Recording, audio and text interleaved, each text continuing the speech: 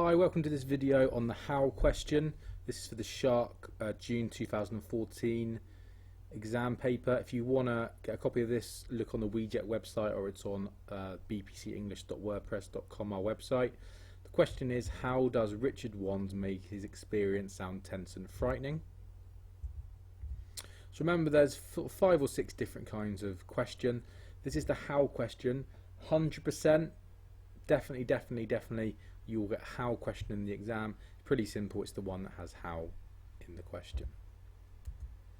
So this will either be question 2 or question 3 in the exam.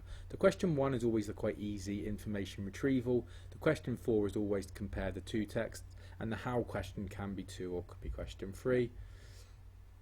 And again, the question is, how does Richard Wands, it's just a writer of the article, the person in the interview, how does he make his experience sound tense and frightening?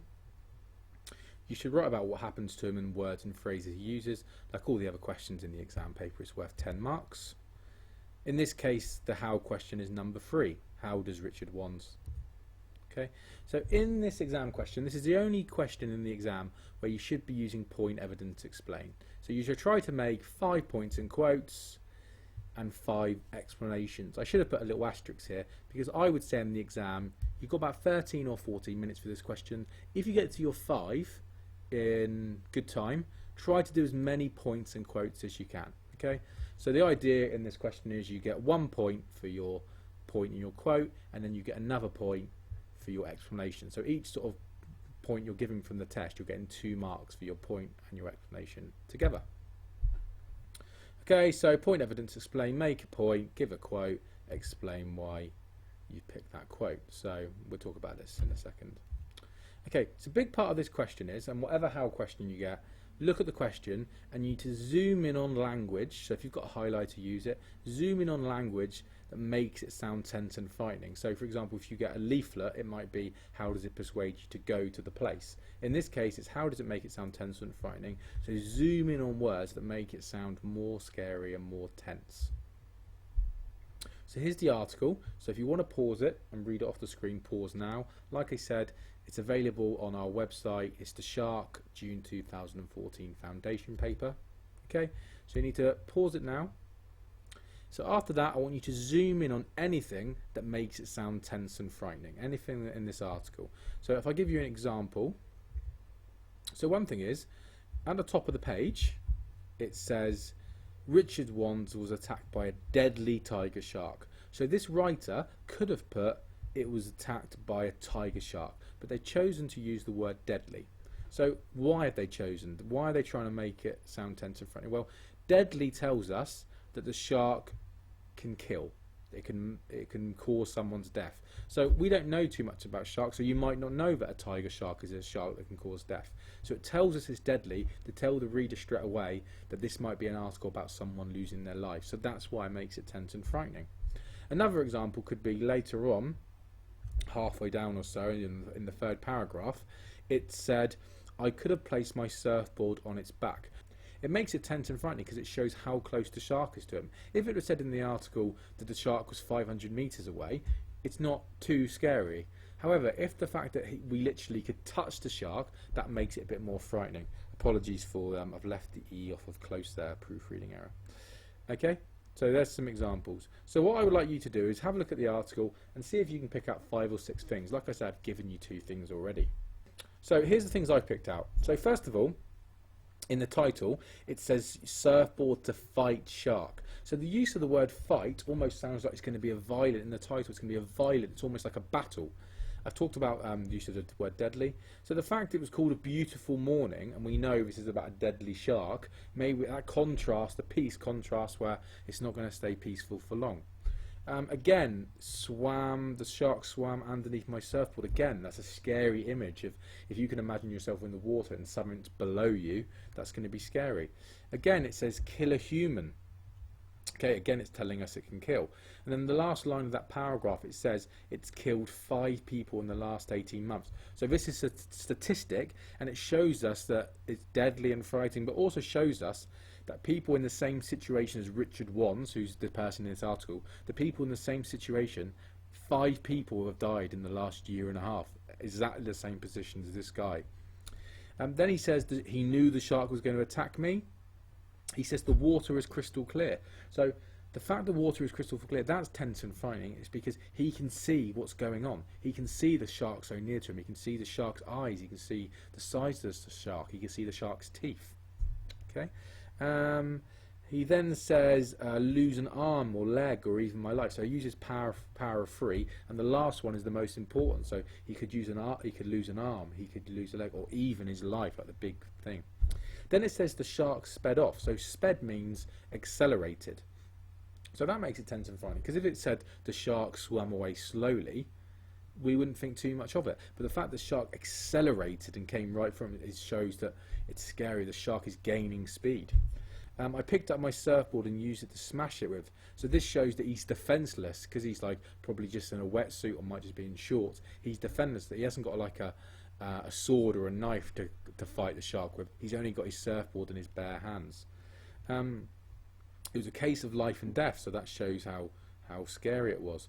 So he's yelling loudly to alert others. So again, that shows how alarmed he is by the situation, because he's telling people to get off the beach. Down in the penultimate paragraph, it says he's trembling with fear. So it's so scary and frightening that he's getting a physical reaction to him. Okay, and at the end he says, I never want to see another shark. So that just shows what a traumatic experience, that he never even wants to see another of these again. Okay, so here's the mark scheme. Remember I said you only need to do 5 or 6 things? Well, it's probably about 20 or 25 things that the examiner says that you could have talked about in this answer.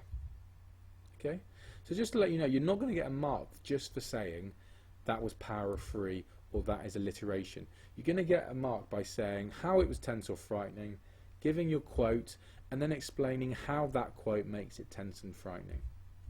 So if we look at a few examples, don't worry too much if your point is very similar. So a lot of the time you are going to be saying things like the writer makes it tense or the writer makes it frightening. Okay, don't worry about that too much.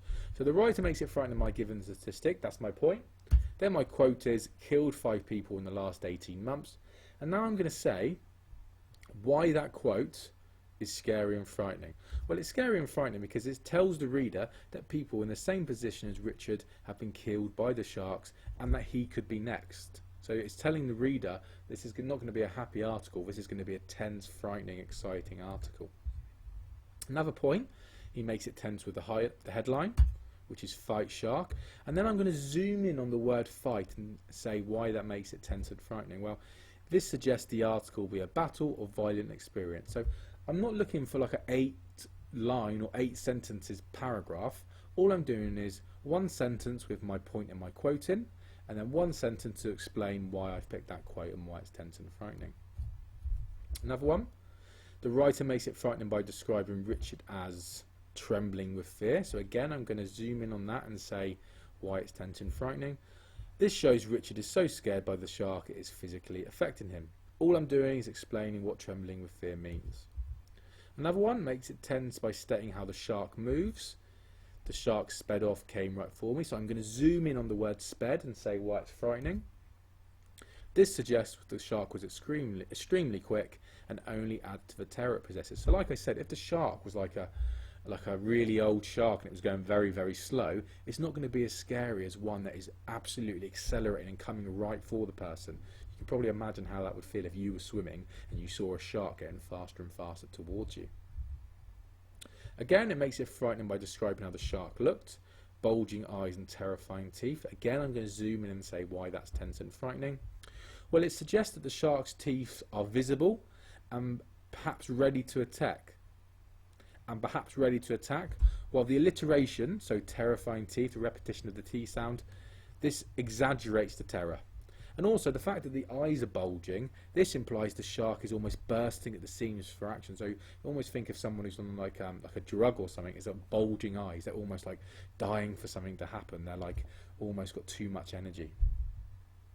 Okay, so if you put those all into sentences, so if you put them together, all the examiner really is going to look for is to give you a quote, give you a mark for the quote, and then if you explain it properly all the way through. So this is what the examiner will do. They look for the quote and then another mark if you explain it correctly. Okay, I would set my exam out like this. So you don't have to put 1, 2, 3, 4, 5, but I would write a point, evidence, explain, leave a line, and then write another one. You want to make it as easy for the examiner as he can or she can to mark your work. If you do like a massive, like 15-line paragraph, it's going to be really hard for the examiner to mark the work. So if you set it out like I've set it out, it's really going to be easy, and you hopefully going to get the grade you deserve. Okay, just to show you previous students' examples, that person got 6 out of 10. Okay, so they just haven't made enough points. Okay, this was a 10 out of 10 answer. So if you go through it, I won't read it through, but if you go through it, the person has made 5 or 6 points, they've given a quote, and they've explained it thoroughly. So I'll let you read that. If you want to read it in a PDF, it's available on the BPC WordPress site. Okay, that's it for the video on the how question. Just remember, simple point with the quote in the sentence, and then just explain why you've put quote. So for example, in this video it will be the writer makes it tense and frightening by saying how the shark moved. That's my point. My quote would be the shark sped up, and my explanation would be the fact that sped means that the shark is quick. This makes it more tense and frightening. Okay. This PowerPoint and this podcast is available on bbcenglish.wordpress.com, as well as all the other reading exam and writing exams. It's a really good site, so make sure you go on there for your revision. Any questions, let me know.